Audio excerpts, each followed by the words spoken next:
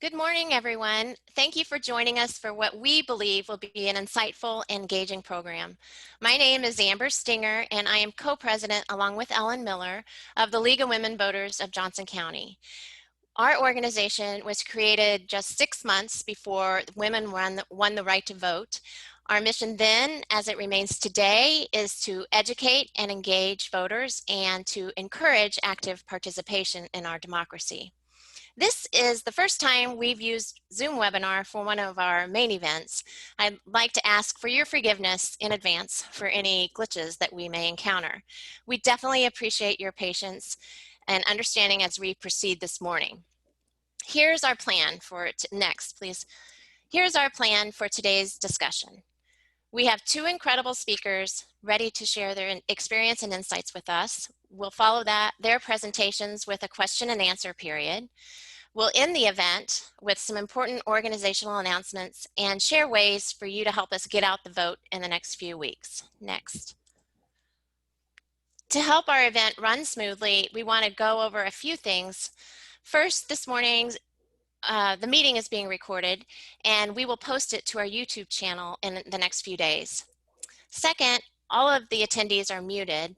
Please use the chat box to ask questions and click on the chat icon in your controls at the bottom of the screen to get the chat box to appear. As you know, LWV wants to be welcoming to everyone, so please keep your comments nonpartisan and respectful.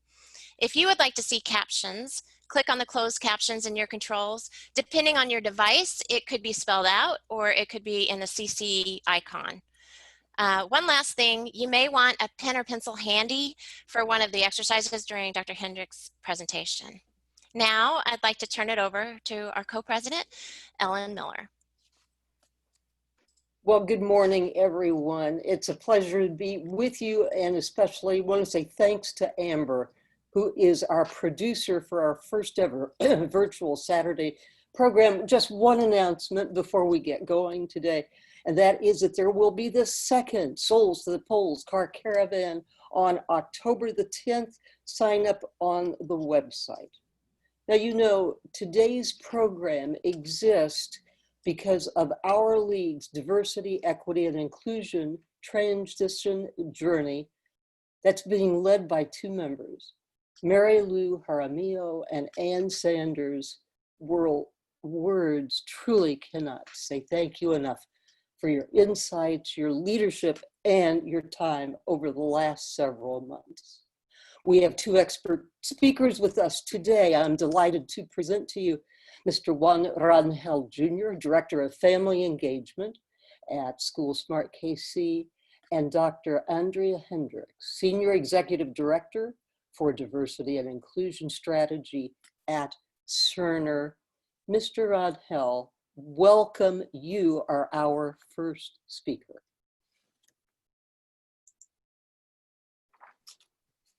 Good morning, everybody. And Ellen, thank you for saying Juan Rangel. I love the roll of the R's. I always appreciate that.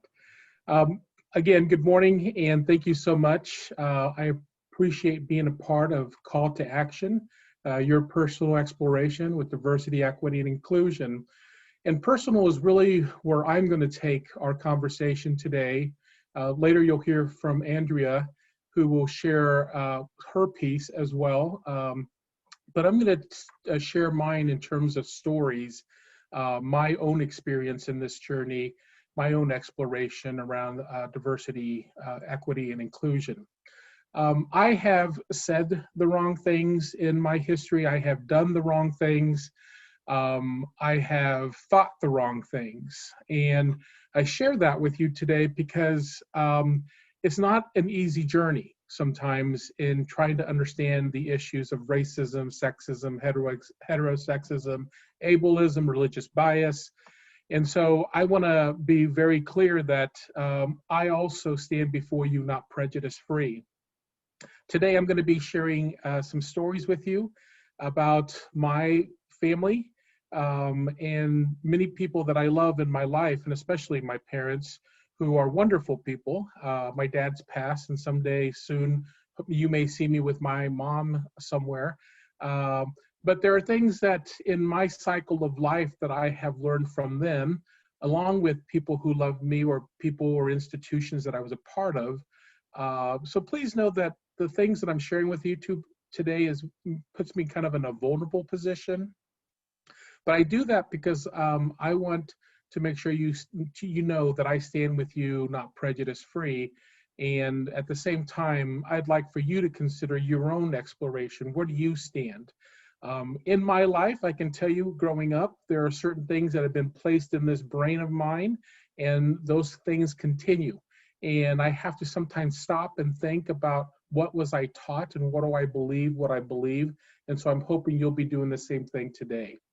A little bit about myself. So as you know, I work for SchoolSmart Kansas City. My background really is in social justice education, and then really just recently in the last year and a half moved over into a collaborative fund where we're able to distribute monies within the Kansas City, Missouri school district system. I'm a son of immigrants. I'm first generation. My parents both came from a small town in Mexico known as Silao, Guanajuato. I am first generation high school graduate. I'm first generation college graduate, and actually went on to get my master's, started my doctorate degree, and at that time my late wife passed away, and so had to take another direction as I was at that point a single parent. I have lived in this city. I've lived in Kansas City, Kansas. I lived in South Kansas City. I currently live in Raymore, Missouri, but I've also lived in North Kansas City as well, or Kansas City North. I would tell you about myself. I'm a student to life, and I have learned a lot of wonderful things. And so as we talk about things to consider for today's presentation, there will be things that I will point out to you about that journey. And so if we can go to the next slide, please. So in 1966, the picture that you see to your left there is a picture of, oh, let's go back one if we can. There you go. In 1966, there are my parents actually, and they were just married in Silao, Guanajuato, the small town in central Mexico. And about 2 months after they were married, they moved to the United States and they came to Kansas City, Missouri. And that's the picture that you'll see on the right there. That's Rangel, my mom, and my dad, Juan. I'm Juan Jr. And so, but what you see there is two loving people, caring people. And what you see in my mom's dress there is little Juan, who's about to come out. So we can go to the next slide, please. So there's little Juan. Little Juan kind of, came out with hair. And my mom always says, you were kind of hairy. I didn't expect that. If you can go back a slide, please. There we go. And then in 1968, here I am with my mom and dad, 1 year old. And I share these pictures with you because this is part of our experience as a new immigrant family in the United States. Two very happy, loving, caring people, but at the same time going through their own journey of understanding what it was to be in a new country. If we can go to the next slide. So here I am also at 2 years old. And then what you see next to that is this kid who has, oh, go back, there you go, with big teeth. I thought I would grow into those big teeth along with those big ears. And well, I did grow in kind of into those big ears. So anyway, so these pictures that you see in front of you, or I've shared with you, is Juan. It's me. It's my life. And it's the things that I have experienced with the lens that I've been given in the course of my life.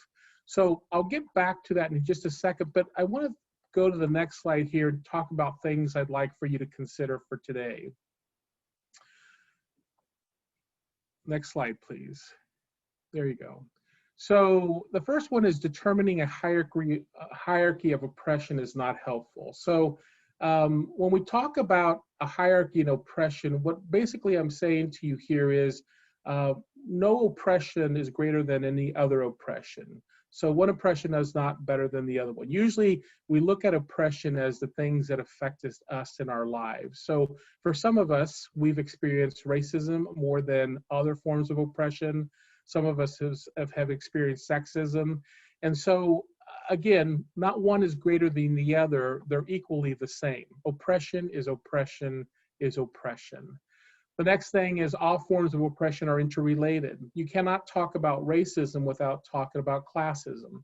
You cannot talk about sexism without talking about heterosexism. These are the intersections that we often talk about, and I think later you'll hear a little bit more about those intersections as well. Challenging oppression benefits everyone. So for me to go out and talk about sexism to men and being able to share with them that what they do or how they act or the things that they do to be oppressive, that benefits everybody, not just me as a man or women in general. It benefits everyone. Fixing blame helps no one. So you'll hear stories today. And that's why a lot of times I share about my own story, because I'm not here to blame people, but to really talk about my experience of what I've been through. And in that, you'll hear stories, but it's not to blame anybody about this. This is my journey. Challenging oppression is everyone's responsibility. It's not just mine, it's yours, it's everybody's, and I think that's one of the reasons we're holding this session today. Challenging oppression is painful and joyful. I can tell you that in my life, I have experienced painful experiences with DEI, and I have said and done the wrong things, as I mentioned earlier. But I've also learned a lot of great things, and things that I know that I would never do and say again.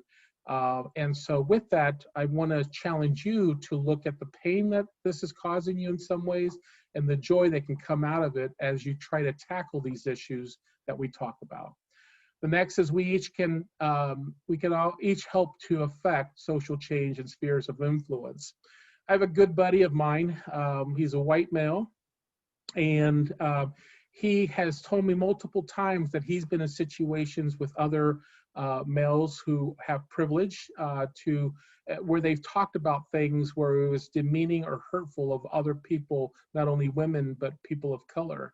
And what he has shared with me is that he has felt empowered to be able to challenge those notions and those questions. So, and then he's always proud to come back and say, hey, I really kind of challenge all these. And I think that's great. And that's what I would call an ally, somebody who is willing to take a stand when others are not around. You're willing to stand up for what you believe.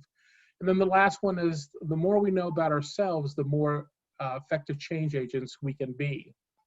And so, again, part of the reason that today this presentation has been put together around my stories is it has taken me a lot to learn about my past, my history, to be able to get to a point where I could do effective change. So with that, I'm going to share one of my first stories. I often hear people talk about, they share that they're not prejudiced. And when confronted, sometimes when people say I'm not prejudiced, they don't want to. They feel vulnerable. They feel like they've been attacked, their character and so forth. So 2 weeks ago, I was getting my hair cut, and as I was getting my hair cut, the lady said to me, she said, she asked me about what I did. I told her I worked in education. And at that point, she said, if those people would help themselves, they would get a little bit further in life. And so I kind of paused for a second. I thought maybe I should pull out my diversity badge and say, hey, I'm a diversity officer. I'm kidding. But I kind of paused and thought to myself, how do I counter this? How do I say this to her? And so I asked her very straightforward. I said, when you talk about those people, who are those people? And I had to keep in mind that I'm sitting in a chair and she has scissors and she has shears. And I'm thinking, oh man, this may go good or bad.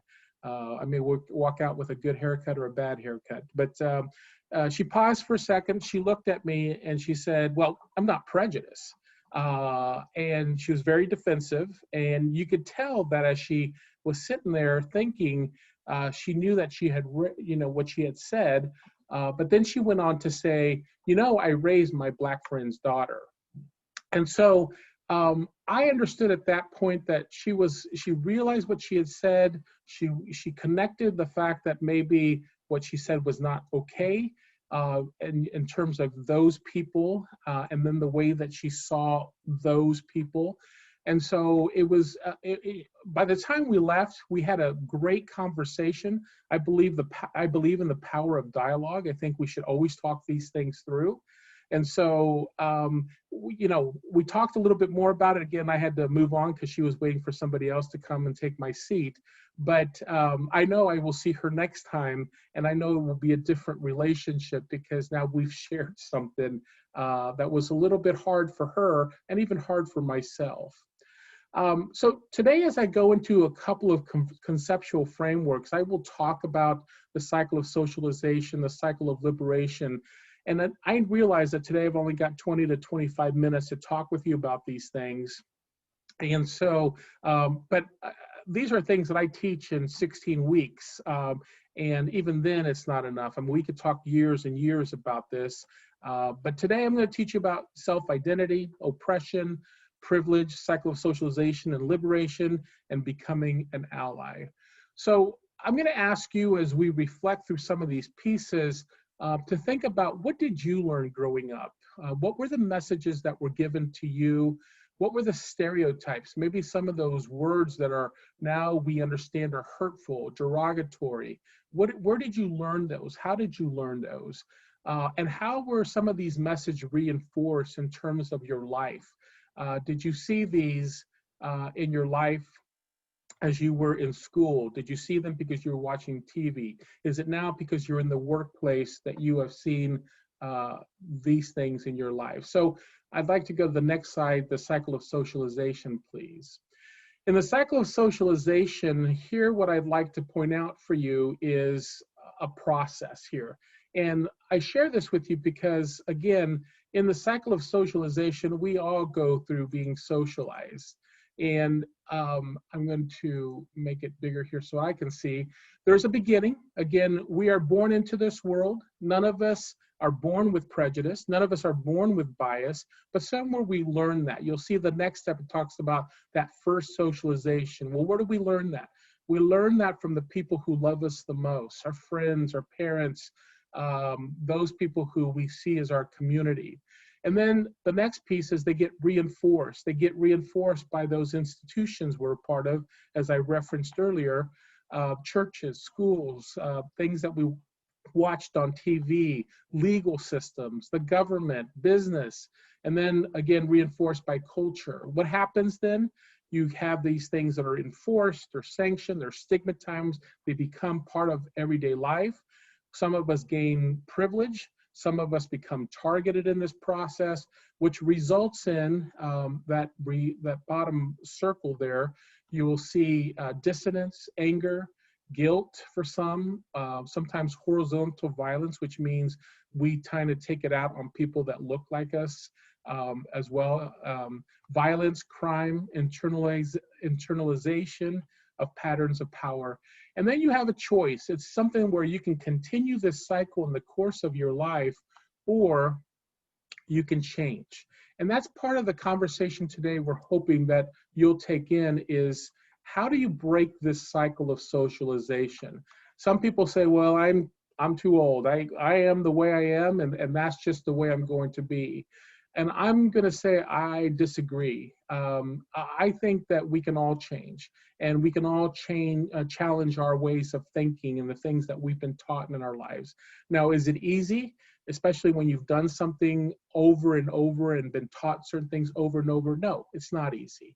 But it is something that you can look at. And so don't take the easy way out to say, I can't change. Let me go to the next screen if we could, please. Okay, I'd like for you to take a look at the matrix of oppression here. The matrix of oppression looks at basically social identity categories. And of course, we all have these categories: race, sex, gender, sexual orientation, class, ability. And some of us have had advantage or privilege because of these, and some of us have been targeted which eventually you'll see at the very end the oppression that exists around this. So, of course, when you talk about race, you talk about racism. Sex, you're talking about sexism. Gender, transgender oppression, and so forth. And this is really kind of where I'll start kind of sharing stories with you about my life and the things that were taught to me. So in my life, my parents basically gave me message about each one of these things. And again, I go back to the fact that I love my parents. I think they are wonderful people. They've been very supportive all through my life, but they knew what they knew as well. And as new immigrants into this country, in some ways, they were trying to explore how they would protect themselves and how they would protect us, both my brother and I. So my parents used to say when I was growing up about basically white people, they would say, white people, when they get wet, they smell like wet dogs. Now, this was a message that I received over and over in the course of my life. And so here I am, I'm 5, 6 years old. I'm out on the playground playing with my friends. It's an overcast day, it's going to rain, and it starts to sprinkle. And of course, I'm very curious by what is this message that my parents gave to me. The message of white people smelling like wet dogs. And so what does little Juanito want to do? He wants to smell white people to see if this is true. Was it true? It was not true. Why did my parents share that with me? Why did they teach me those things? Now, I will tell you a lot of these things that I'll share with you are things that my parents, I would question them on, and they would respond to why they taught me these things. And in some cases, they denied even ever saying these things. So the other thing I'd share with you, I remember driving into certain neighborhoods, especially Black neighborhoods. And as we were driving through, my parents would say, lock the doors. And I'd be like, okay, lock the doors, right? Eventually, we ended up getting a 1975 Buick LeSabre, driving through a community, and my parents now have electric doors, and my dad locks the doors. Again, my parents never came out and said, we're driving through a Black community, be very careful because they are quote unquote violent or whatever they were thinking. But the message was sent to us that something was not safe about driving through this neighborhood. Let me talk about gender. There were messages in my world where I was taught about how to treat women. Now, some people would say it was very traditional, and I would tell you some of it had to do with cultural pieces. In my household, it was not okay for the men or the boys to do house chores. We were supposed to do things outside. We never cooked our meals. My mom was the one that did all. We never washed our clothes. My mom did all those things. And so it was 3 boys or 3 men in the house and 1 woman who had to take care of all of these things. So the other message that I got during that piece was, one day when you get married, you will marry a Latina woman. And so what's interesting about that is, here I go to a high school of 2,500 students. I'm now living in the Northland. I'm probably one of 10 students of color. And in that, what we see is there really isn't somebody I'm attracted to, right? But I ended up dating different folks. And I remember going to college then and bringing my first girlfriend home, and she happened to be white. And so we sitting at the table, I'm introducing my girlfriend to my friends, and my parents are not very happy that my girlfriend is white. At one point during the meal, I get up and I go get a glass of water. My girlfriend taps her glass on the table and she says, while you're up, would you mind getting me a glass of water? At that point, I thought my dad was going to choke, because in my household, it was taught that women, were supposed to serve me. I was not to serve a woman. And so, of course, I got the water, brought it back and everything. At the end of that meal, my dad and my mom sat me down. My girlfriend partner at that time left. And my dad sat me down and he said, if you don't train her now, you will have a hard time later. Again, if you don't train her now, you will have a hard time later. Now, That's very hard to talk about, and that's very hard to even say, but that was the mentality that I've had to grow up in my life, and I've had to work very hard to undo. And it wasn't easy, and I'm not saying that I still don't make mistakes. I still make those mistakes. I still say the wrong things sometimes, and it's not very easy. So I'm going to go to the next. So we could talk about ability, the errors that I made, the mistakes I've made with that. We can talk about sexual orientation, religion. I have said and done the wrong things in my journey. One of the things I would ask you to do today, and we won't have time for this, but I'd ask for you to think about the things that you learned growing up. What did you learn growing up about these groups of people? And how are those messages still a part of your message today? How are they still going through this cycle in your mind?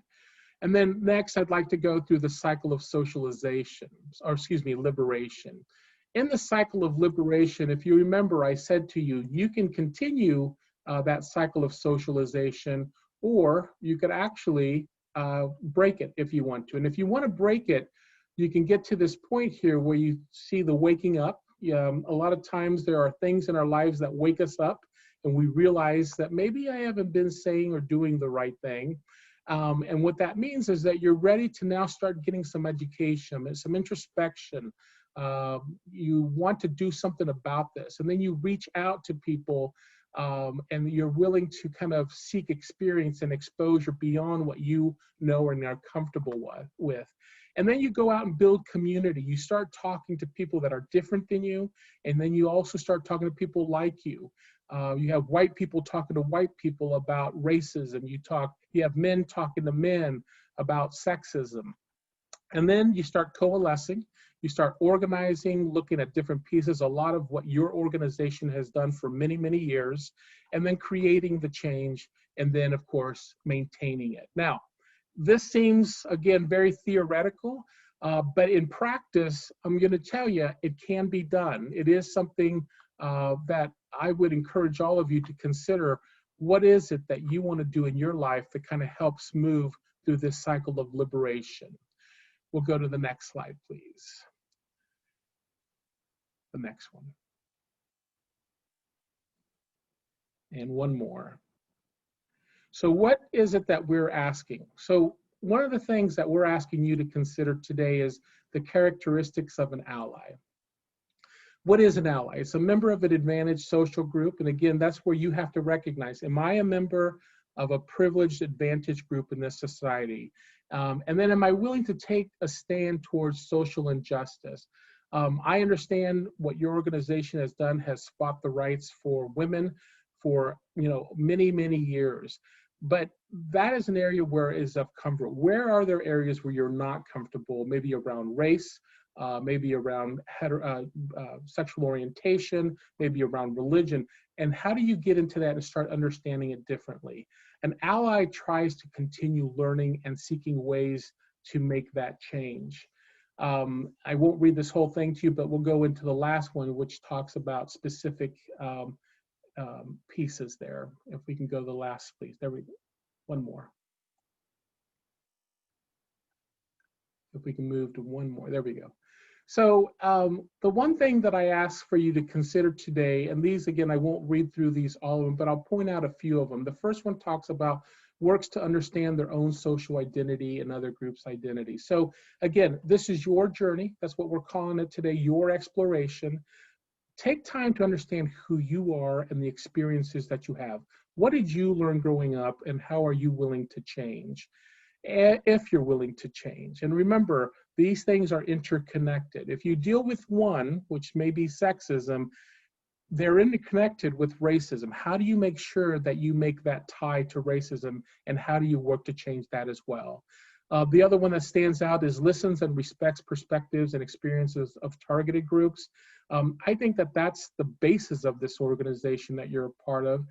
You have learned to look at different sides around voting and really politics and all these pieces, but take that to another level. How do you listen and respect to other perspectives around race and gender and class and sexual orientation?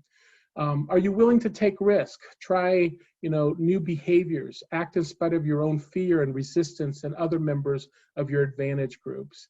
And then are you willing to be confronted on your own behavior? Think about the story I shared earlier about the woman who was cutting my hair. She was challenged, she was confronted. It was very hard for her, but she, it'll be interesting to see when I see her next. Is she willing to change that and maybe talk more about it? And then the last piece, as you speak out against social injustice, and again, part of the honor of me being with you here today is that is exactly what I know that you do as an organization. You speak out against injustice. Here we're asking you to speak out against social injustice. So with that, I've gone beyond my time and I apologize, Andrea. I will now turn it over to you. Well, this is Mary Lou, and I want to thank you, Juan, for your presentation. It was informative and insightful. I appreciate you sharing your personal experiences and your challenge to all of us, how to break the cycle of socialization. We can all change, and it's not easy. And now I'd like to introduce Dr. Andrea Hendricks. Dr. Hendricks is the Senior Director of Diversity and Inclusion Strategy for Cerner. And Cerner's global diversity and inclusion efforts go through 30 countries, including the United States. She earned her doctorate in educational psychology, and she's the author of a book called The Big Journey, Bold Inclusion for Greatness. So we're thrilled to have Dr. Hendricks with us this morning. Good morning. Good morning. Thank you so much, Mary Lou, and certainly your whole team, Elizabeth, Ann, and others who have put this together. It's certainly so important for that, and I'm honored to be here. Thank you, Juan, for your message as well, and I think it'll tie nicely into what I'm planning to share today. So we never get a chance to pause for diversity and inclusion conversations, and I am so grateful that your organization is continuing to lift in this time. It's a difficult time this year, but I would say all times are right to have a conversation about that. In just a few moments, I'm going to engage all of you in an activity. We're on an exploration, and if you don't have a pen or paper next to you, if you could get that, it'll be a quick exercise. It'll be anonymous, but it will actually help us get to a point on self-discovery and then end with a couple of models that are important for your success. So Mary Lou mentioned that I started my journey last year and completed a book and became an author of The Bold Inclusion for Greatness. And I am honored to share maybe a sneak peek about some of the resources that I collected over the way. So when I started this journey, I started to think about how do I map an old way of thinking about such an important subject that still gets batted around for years and years in the community and organizations, and certainly with individuals. And so if you think back 40, 50, 60 years ago, communities and organizations were still talking about diversity and inclusion. So I reviewed research over 2 decades to provide a new framework in this area. I looked at over 40 industries and looked at top research that were connected to best practice. Met and interviewed more than 50 professional leaders about diversity and inclusion in the greater Kansas City area. I had a few international and national connections in that as well. And then I also leveraged my dissertation research that I did years ago to see if that information still connected and was still true in today's time related to inclusion, equity, fairness, justice, etc. And it is. And so I put a little spin, a new twist to what do we need to do to have bold inclusion for greatness? And what can we do to increase diversity, enhance diversity, think about retention, satisfaction, and productivity for all in the workplace and the community? And so I came up with with a framework, and it's called The Eyes Have It. And I found that 6 eyes were central to having a more recent or conversation about diversity and inclusion. In Juan's presentation, you heard him mention intersectionality. One of my first chapters that I think it was so important was the intersections that we all bring together. We have more in common than uncommon if we leverage how our intersections connect around the diversity dimensions, the primary dimensions and the secondary dimensions of diversity. Intersectionality is key. But today I'm going to spend a lot of time talking about inclusion, the third eye on my wheel. So intersectionality, interactions, inclusion, ideas, innovation that facilitates diversity, and cultural intelligence are the 6 eyes that I leveraged in my book. And so we'll talk more about that in just a moment. There were 3 terms in my research that really connects to talking about how do we evolve to have greater context around diversity. How do we look through lenses and ensure that that inclusion is at the forefront? And how do we leverage experience, develop, and cultivate inclusion for success? And those 3 terms are related to marginality, sense of belonging, and mattering. Even 20 years ago, when I was in college, even beyond that, 25 years ago, these words were really central to understanding building inclusion. Marginal societies, marginalizing individuals, marginalizing communities was a term that we learned about, and that I believe is still true today. Juan talked a little bit about that on his journey, his family journey from his home country to the United States to Kansas City, that there are still things that can marginalize individuals and either facilitate or hinder their success. Mattering was another term. Do people really matter? Are they absolutely having an opportunity to participate and matter in the workplace and community? Do you see them being significant contributors to our space? So I looked a little bit into mattering. And then the third term I spent a lot of time with, which so many companies look at today as a part of their associate satisfaction scores or surveys, is a sense of belonging. Do I really feel like I belong and matter in the workplace? Do I really feel like I have a seat at the table? So these are some things that, as I was going on my journey over the last several years and collecting that, were very important. And I think it's important today as well with all of you as you're thinking about your role in this organization. Are you looking at how you are facilitating or hindering others' success? Are you ensuring that everyone has a sense of belonging and that they matter in your organization and even in your personal journey as well? So we won't get into all of that. My book will certainly highlight that, and we'll talk at the end of how we can share more on those topics. So let's go to the next slide. I want to give you 2 perspectives. And the first perspective, as we talk about unconscious bias, implicit bias, are great terms that kind of are rooted in our journey. And from a historical standpoint, these terms continue to play out for over 40, 50, 60 years. And oftentimes individuals and organizations get them interchanged. And I want to make sure, I'm not going to be able to walk through all of these today, but I want to make sure that you can see them and have the ability to have maybe private conversations on where you land on this. And it's rooted in race, identity, culture, and heritage. And so all 4 of those areas, as you think about as we evolve on the historical continuum, have individual racism built in race, identity, culture, and heritage, and also institutional and systemic racism built in race, identity, culture, and heritage. And they mean different things. You can have an individual who's a part of an organization that has some beliefs or microaggressions or bias, and all of us are human.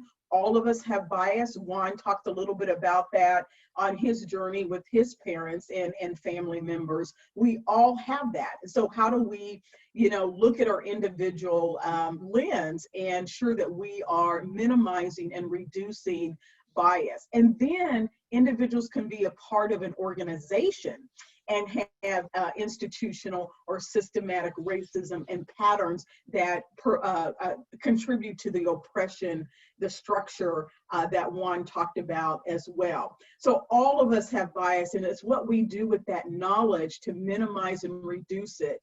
We must be able to acknowledge it, number one, and be okay and be transparent with putting our, stuff on the table, the elephant in the room. And so I have a acronym, or, you've heard this before.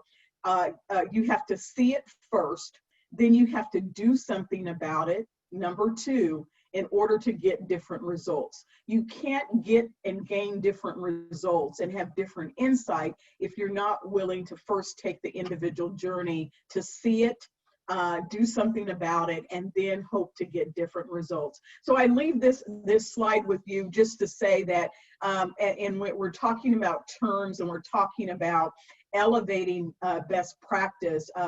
Implicit bias, microaggressions are common things that are played out in communities and organizations and with individuals. Next slide, please. The next one that I want to share with you is the iceberg. All of us have seen the iceberg moment in various ways, and there are two examples here. The one on the left is the iceberg that most of us see in psychology classes, social work classes, or even in educational institutions as they talk about what's above the surface and what's below the surface. And oftentimes it's skewed differently by generations, by gender, by culture, by individuals who have different religious beliefs.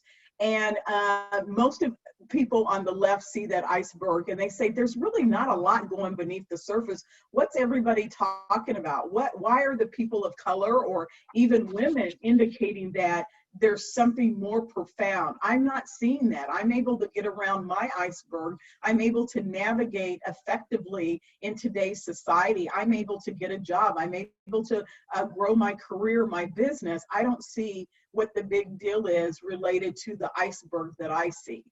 And so we are seeing today that there is another iceberg that's never shared in class. We're seeing today that we often don't know what's going on beneath the surface as individuals navigate in communities and organizations and such. And so if you look at the one on the right, you can see oftentimes the iceberg is a little bit larger when you have a different cultural lens, diversity lens, or identity lens.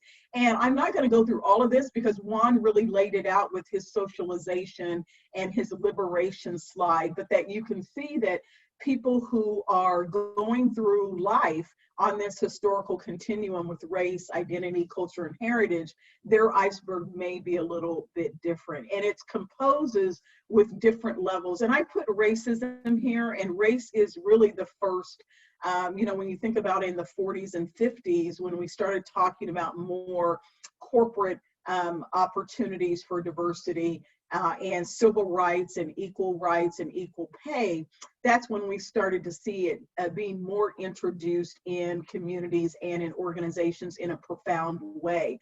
But you can change this and compose this with sexism. You can change this and compose it with a different word, and it may slightly change what you see above the surface and beneath the surface. So all I say to you is to look at this and think about what iceberg or what lens are you looking at or looking through, and how does that maybe impact someone else that you are connected to as a part of an organization or a part of your journey, that the values and beliefs and assumptions that you have may be different in the iceberg of the values, beliefs, and assumptions that someone else looks at. So again, it's seeing something different to do something different so that you can get different results. Next slide, please. So in my book, I talk about inclusion, and we won't be able to unpack this today because I want to do an exercise on how does it begin to facilitate your seeing inclusion a little bit differently. And so I spent some time sharing that inclusion can bring about a diversity. Diversity and inclusion are different. Oftentimes individuals want to define them as the same thing, but inclusion really brings about diversity. And here's an example. all of us get an invitation to the party. I think there's 68 or 70 of us on the call today. And we all get an invitation to go to a party this afternoon at 4 o'clock. And we're excited about that. We all arrive to the party. And when we get to the party, some of us are asked to dance and others are not asked to dance. And you're saying, oh, I didn't get a chance to dance at the party. And another person says, but I did. The second thing about inclusion is when you're at that party, did you get an opportunity to help select the music, select the food? Did you get an opportunity to maybe help shape the fun activities that would happen at the party? And so inclusion is allowing everyone to have a seat at the table, a voice, and to be able to contribute fully and engage in those type of situations. So that is an example of, we all can get an invitation to the party. That's diversity, but whether or not you get to participate once you get to the party is a difference between what diversity and inclusion is all about. And if you take it to the last level, when I was talking about sense of belonging, is when you actually allow the individuals at the party to even contribute by sharing some of their heritage, culture, music, and food. They really feel that they belong if they see something on that buffet table that represents their culture. So really think about that, is that some people say, well, we're diverse. We've got young people in our organization. We have those who are of color in our organization. We might even have some men or women in our organization. Isn't that enough? No, inclusion is how a person feels. Do they feel that they matter? Do they feel that they have a voice? Do they feel that they have a seat at the table? So let's get ready. Let's go to the next slide and let's do an assessing our activities. Go back to the next slide, please. I want to kind of tee this up and get you ready. So if you have a piece of paper and pencil next to you, we'll do this really fast. Now, assessing my life experiences is not coined by me or my organization. I've been using this assessment for years, and it is a sneak peek in your journey of how do you begin to be more transparent of how you show up with what's going on above or below the surface. And I'm going to give you Mary Lou and Ann the handout so that you can kind of look at this on your own later. But for the sake of time, just kind of go with me and do this. And so how do you drive this for yourself is a question that assessing my life experiences talks about. And what is the first step that you can do to be more effective in this area? And that is assessing my life experiences self-assessment. Next slide, please. So for the sake of time, I will give you 3 definitions. So life experiences, some people say, well, what are you talking about with that? Well, it's about the things that you gained from birth until your present day. So whatever age you are. So the knowledge that you've gained over your lifetime. So your life knowledge that's not learned, you know, that somebody didn't teach you and you had to go take a test for. It's just your experiences in life. That's kind of the definition of life experiences.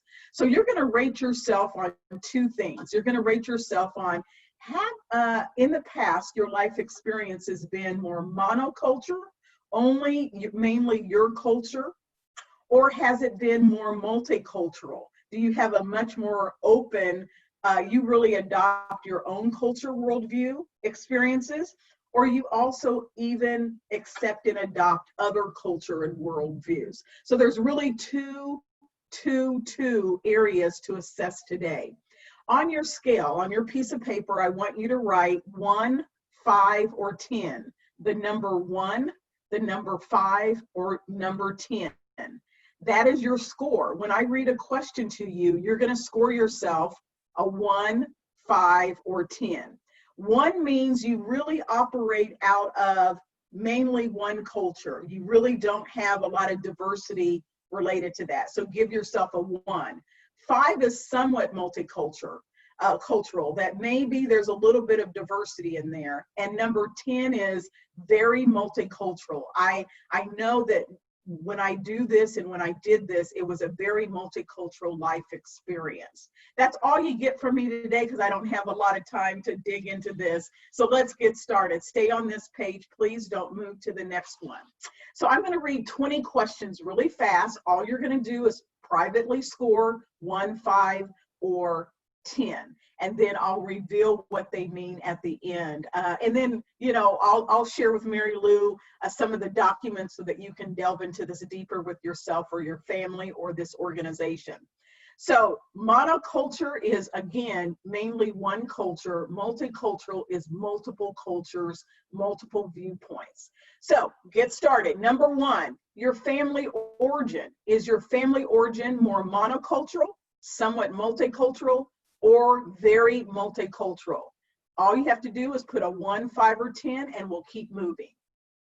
Number two, the neighborhood as a child. How was your neighborhood when you were a child? So usually child is under 10, you know, 1, 5, or 10. Number three, your elementary school. Was it monocultural, somewhat multicultural, or very multicultural? Number four, activities as a child. So the things that you participated when you were like 10 or 11 or under, that your parents sent you to birthday parties, activities that you had as a child, band or whatever, 1, 5, or 10. Religious activities as a child. Now, if you didn't participate in religious activities, give yourself a 1. But if you did, what were your religious activities as a child? Number 6, your junior high. What was your junior high experience? Was it monocultural or very multicultural? 1, 5, or 10. High school. What was your high school like? 1, 5, or 10. Friends in high school is different. What were your friends in high school like? 1, 5, or 10. Number 9, activities in high school. Okay, very different from activities as a child. When you participated in activities, football, basketball, band, cheerleading, whatever, Future Farmers of America was me, or FFA, or whatever you did, activities in high school, 1, 5, or 10. College, number 10, college environment. I went to K-State. I think Juan did as well for one of my, 2 of my degrees. College environment, 1, 5, or 10. Number 11, your first work experience outside of college. Where was your first job? Your very first work experience out of college. If you didn't complete college, then out of high school. 1, 5, or 10. Number 12, past work experience. So if you think about your past work experience, go back 5 or 10 years. Don't go back further than that. You can look at your current work environment. What's your current work environment? But only go back 5 or 10 years if you're retired or if you're not working and you're a consultant. 1, 5, or 10. Number 13, current friendship group. Who do you hang out with now? Is it more monocultural like you or very multicultural? We only have a few more left. Number 14, the neighborhood where you live right now. The neighborhood where you live right now. I live in Lee Summit, Missouri. If you guys know Raintree area, that's where I live. So I can rate that either a 1, 5, or 10. Number 15, your current vacation experience. So in the last 12 months, if you vacationed, where did you go? Now, most of us probably haven't been on a vacation since March. I was probably one of the last planes back into Kansas City. My husband and I went to the Bahamas for 10 days and we got back and everything shut down. So your current vacation experiences. Number 16, your current social clubs and activities. What do your social clubs look like? More like you or very multicultural? We have 4 more left. Number 17, your work environment. Where you work.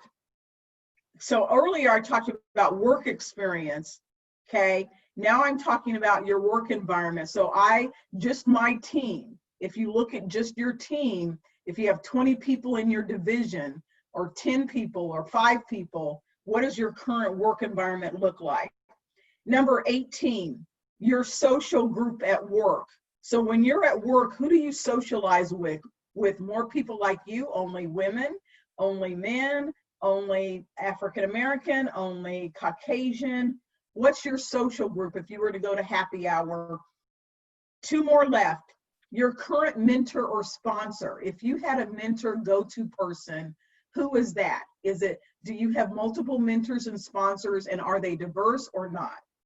And number 20, your cultural experiences, your current culture or holiday experience. Do you do a lot of multicultural holidays? Do you celebrate different holidays to engage in that, or do you only stay with traditional ones of your background? That's a lot in a short amount of time. I'm going to pause for maybe 1 minute or less. I want you to add your score up. You should come up with one number. So quickly add up all your scores 1 through 20 and come up with one number. And I know I've got to go pretty fast. I've got 3 more things to share and then we're almost done. So I'm going to look at my clock. You have 30 seconds more to add.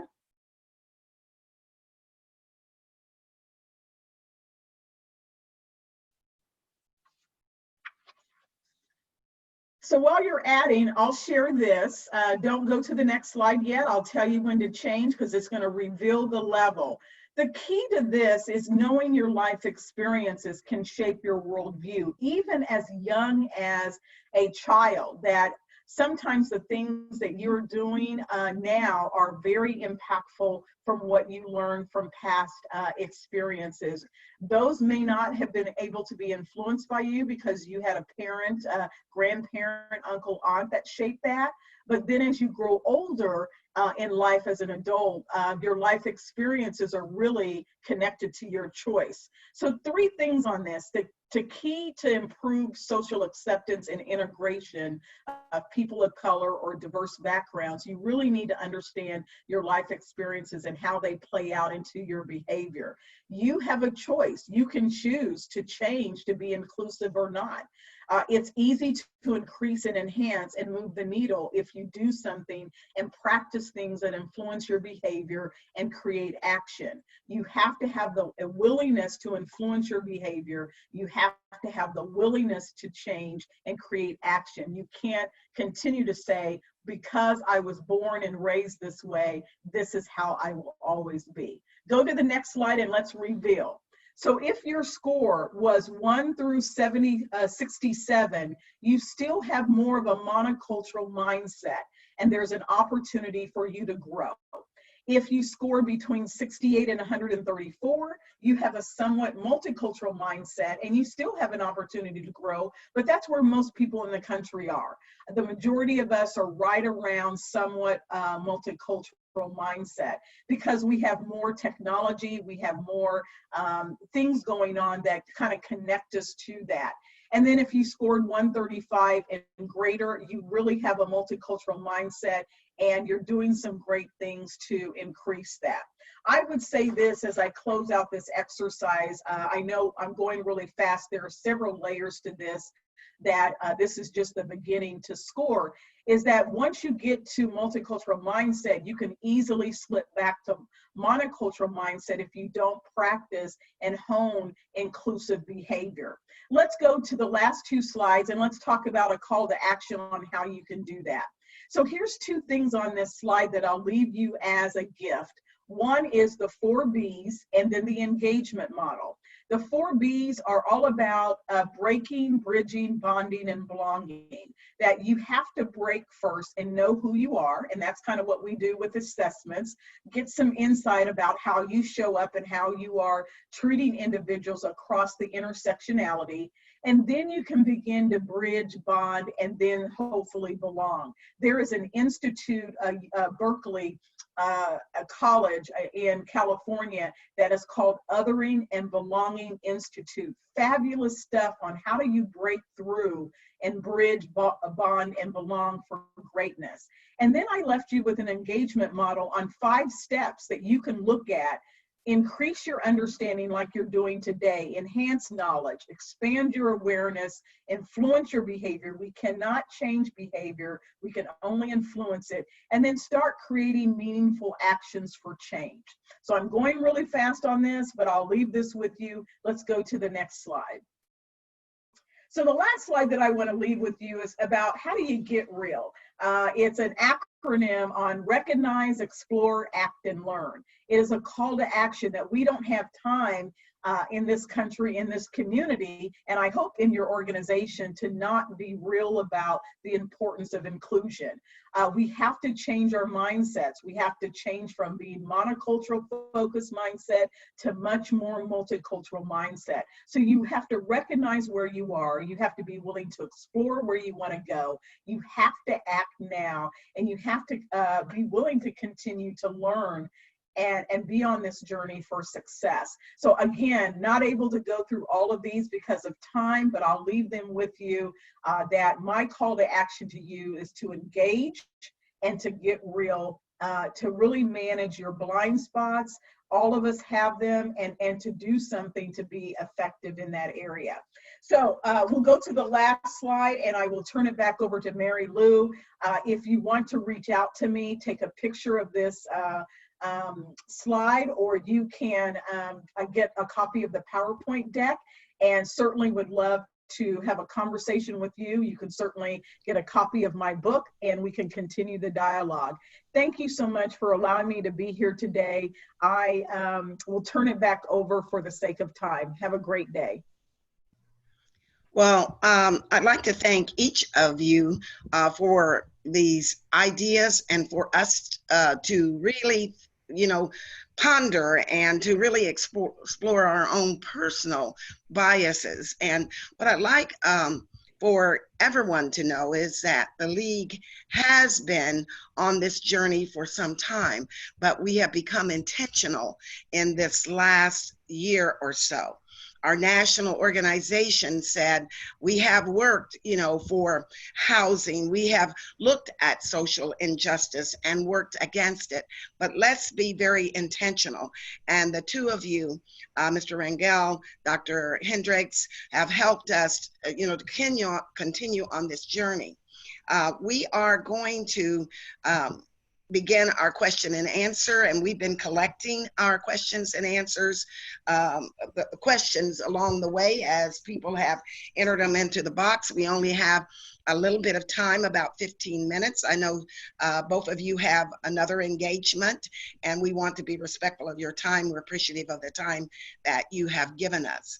And so I'll begin with the first question, and it was a question about our society today being angry, and a suggestion that you might have, or suggestions for language that will help us to de-escalate anger when there is an angry conversation around this lack of understanding, this racist or point of view, or this kind of intolerance.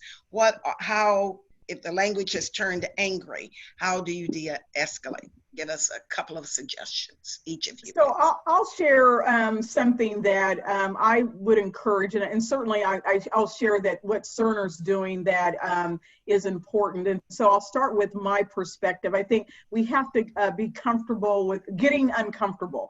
And the first step in the journey is often what Juan talked about, is defensiveness and fear. That is just, there's usually 5 points that really trigger us on getting to a place of belonging and a courageous conversation and curiosity. It always starts with that defensiveness. It's a natural state, whether it's related to racism or whether it's related to anything, social consciousness or anything, buying a car. We start with that. And I say my perspective is that we have to really build up greater trust in that people have positive intent, and move into conversations that are uncomfortable to get to the comfortable side. What we started at Cerner, all 14,000 associates, well, it's really close to 19,000 now that I found out yesterday, associates in the US are taking a mandatory half-day training on how to have a dialogue. We can't assume that people are trained in this area. They fall short. And so we are requiring all of our US associates first, and then we'll do our global associates next year on how to have a courageous conversation and do that well, because we know people don't do it. They're very defensive, they're fearful, they have a lack of trust, and they come from a point of not knowing with the information. So I share that is that get uncomfortable with being comfortable, get comfortable with being uncomfortable, and lean in, and then hopefully over time you'll get better at it. Juan, I don't know if you have anything else to add. No, I appreciate that, Andrea, that, you know, being able to get uncomfortable is very important. I would tell you it's also about peeling an onion. Sometimes things that we say, we don't realize what we're saying. And I think when you ask people, I'm going back to the person who was cutting my hair, when I asked her, you know, what did she mean by that? It made her pause, you know, and I think sometimes that pause, of course, you're going through your head and thinking, what is it that I believe? Why do I believe that? Why am I saying that? And then just continue peeling the onion. So say more to that, share more about where that comes from. Where did you learn that? And I think that really does help de-escalate a conversation, because what you're showing there is interest in what they're sharing with you.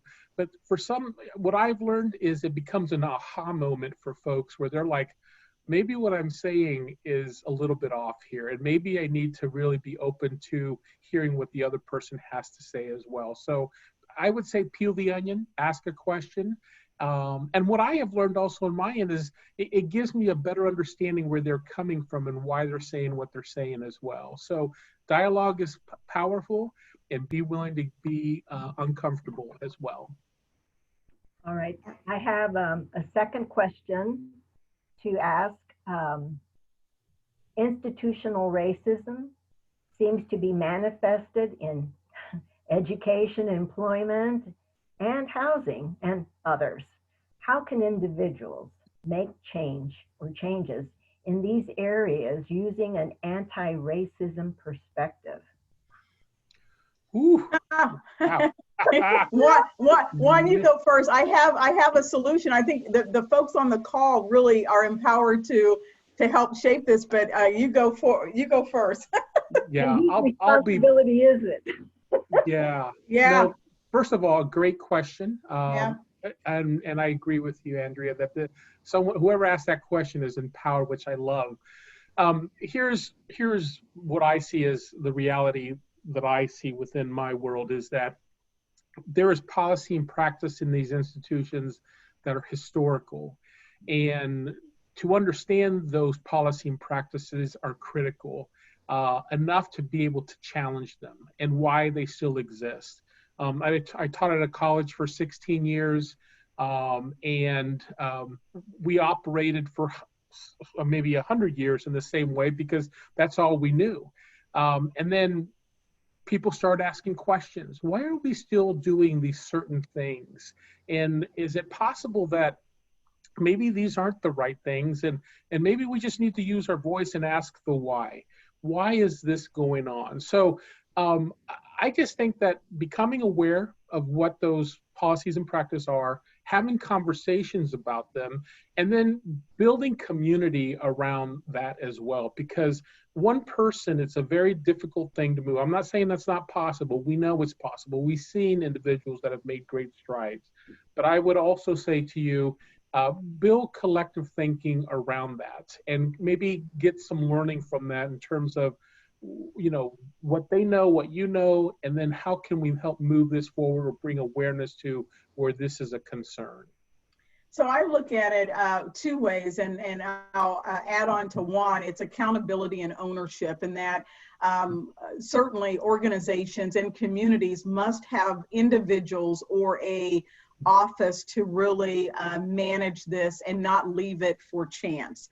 That you need to have committees, you need to have leadership that reflect the communities that we serve, so that we can have diverse thoughts, diverse perspectives in order to achieve diverse approaches for policies that are inclusive, for practices that are inclusive, for procedures. Do we want to be reactionary when there's a lawsuit or when there's a community outcry or outpouring, or do we want to be proactive and develop things that are for success? And I think, I joined a Cerner, and I tell this story because that's my journey. I've been a diversity executive for over the 17 some years. And they hired the very first diversity executive in 39 years. And that was me at the end of 2018, because 39 years of trying to do it without someone who had connection to the C-suite and leaders wasn't working. They were making little drips, but they needed to make a profound change to reflect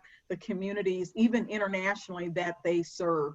And so greater accountability and ownership, it has to be a part of job descriptions. It has to be a part of roles. It needs to be seamlessly embedded for us to move the needle. Until that happens, we will continue to have this dialogue. Unfortunately, this year, 5 years from now, 10 years from now, it must be seamlessly embedded. We must hold leaders, organizations, and communities accountable for making sure everyone is represented and their voice is heard.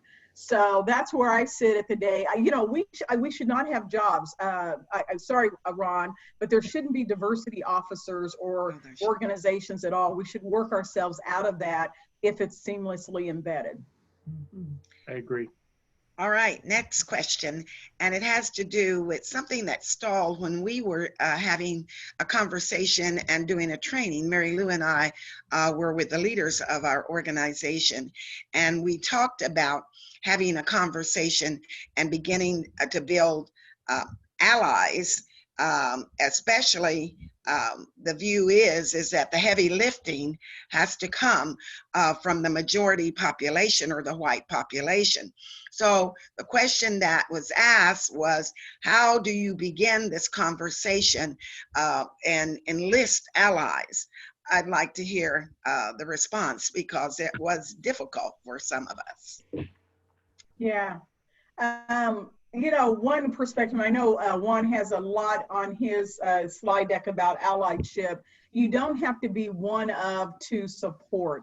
And I think when you are in a situation where you come together in a meeting, a formal setting, a boardroom, that is not where the conversation should start, or the relationship should start, or the trust should start. So I say this, and I'm going to give one because I know we're getting close to time, is, are we doing things outside of the boardroom, the organization, so that when you go into that, you have focused on common ground. You're focused on things that you have in common, that you're building a foundation so that you can get through the tough, courageous conversations that aren't going to be so easy to do. And I always say you start before you walk in the door. If you're starting when you walk in the door addressing these, then you're going to set yourself up from not having courageous dialogue. Even as adults, we have to go back to the playground and do some icebreakers and read books and have a book club and do things that we should already be doing on our own, but we're not. Juan, I know we're getting close to time, so you go forth and add to that, because I know you've got some great stuff. Well, I think you put it well. I mean, I think the only thing I would add is, we've all got work to do. Of course, we talk about folks who have privilege, who have advantage, but I'm going to tell you, we all have work to do. Now, the difference here is those with privilege and advantage have power, and we ask them to look at that power. Again, we're not blaming folks here, but we are asking you to look at the power and authority that you have and how you create that change with other people like yourself. And so earlier I talked about working with people like yourself, and then working with people that are different from yourself to build kind of that learning. And I agree with Andrea about this, that it's not just in one place where you do this. This has to be embedded in all parts of your life, from your home to your day-to-day, to where you shop, where you go to have fun, and then where you go to work, right? And where you go to church or mosque or synagogue. All those things have to be embedded in every part of your life. It has to be embedded in your life. That's what I would add. All right, we're looking at the time, and there are some good questions. They will not be tossed out. What we will do is that we will asked our speakers, we'll send those questions and see if we can get responses to those questions so that everyone knows that their question was definitely of importance to us. But we have to definitely stay with our time limit. I want to once again thank both of you for taking the time. And I want to show everyone that I already have the book, The Big Journey, Bold Inclusion for Greatness. And truly, it has been the foundation for Mary Lou and my presentations. It definitely has had a central role, and we appreciate the usage of it. Encourage others to get the book and read it. It definitely gives what I call an academic view of these very emotional kinds of topics that we have. I want to thank you and Juan.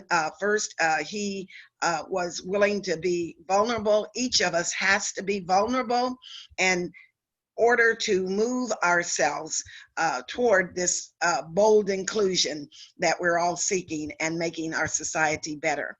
What I'm going to do now is turn it over to Ellen Miller, one of our co-presidents, and I want to thank both of you, and you may leave. I know that you have to. We have a little bit of business. You are welcome to stay. So thank you for your presentations today. Thank you. Thank you so much. Have a great day. Thank you very much. Well, Anne, thank you. This is Ellen. And as we conclude here, the fact of it is our league absolutely is on the move. You see Soul to the Polls on the slide there. Important, and I believe we have another new slide to take a look at also. There are other things going on in this league. If you go to the next slide, if we have a next, there we go. Okay, it's our program on October the 3rd.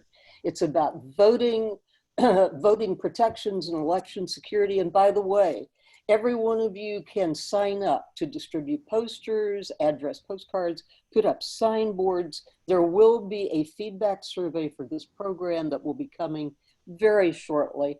And later here in September, another survey. We need your opinion at the board level. All I can say is thank you very much to our speakers, to Mary Lou and Anne for arranging this. Everyone have a wonderful weekend. Bye-bye. Thank you.